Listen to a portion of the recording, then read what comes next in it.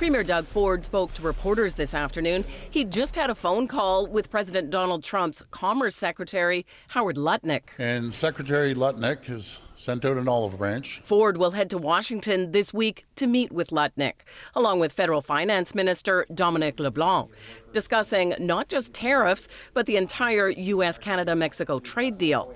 Given that, Ford says he's paused the 25% electricity surcharge. With any negotiation that we have, there's a point that both parties are heated and the temperature needs to come down. And I thought this was the right decision.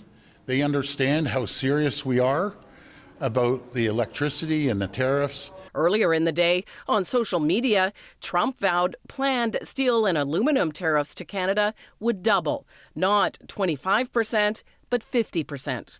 Then, throughout the morning, Ford made a flurry of U.S. TV appearances, not backing down on increasing energy prices for U.S. customers. What I recommend is on the electricity bill, put down this increase is a tariff from Trump. It's a Trump tariff, which is basically a Trump tax. Trump clearly listening, posting on social media they will pay a financial price so big it will be read about in history books for years to come. Later came that call between Ford and Lutnick.